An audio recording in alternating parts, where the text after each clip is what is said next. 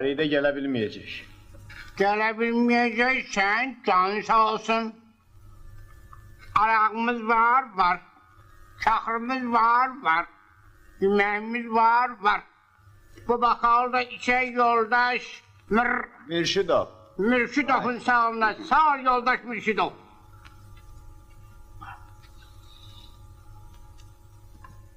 Kulaq az, bir-iki kəlmə sənin üçün deyim. Faytonçuyam, atım qara, pullar verdim ara. Vay duy, can duy. Vay duy. Tanay. Sağla keçilo. Be. Sağla keçilo. Keçilo, özünə gəl. Keçilo. Gel.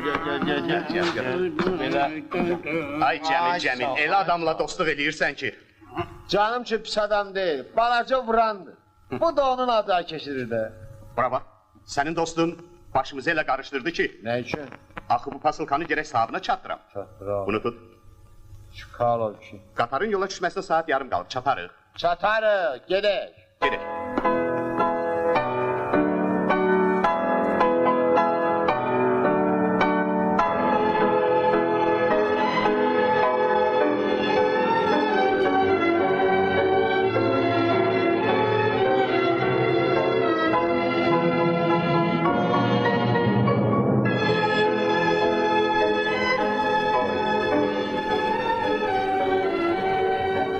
Burada Çıkalov ki. Bəs burada ev var, necə oldu? Gör nə qəşəng düzəldiblər. Yaxşı, bəs indi pasilkanın sahibini necə tapacağıq? Soruşub tapıb verərik, gedək.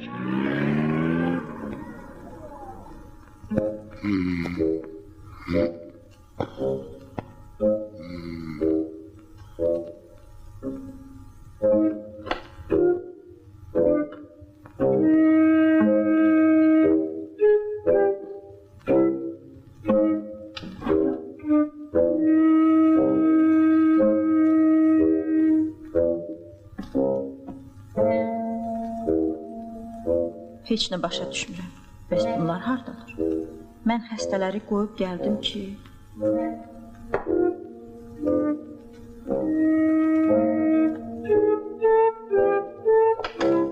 Balaca xanım, ay balaca xanım. Nə olub ay qız? Bir zəhmət çək bura gəl. Düz görüm nə olub axı? Bir başa sal da. Nə olub?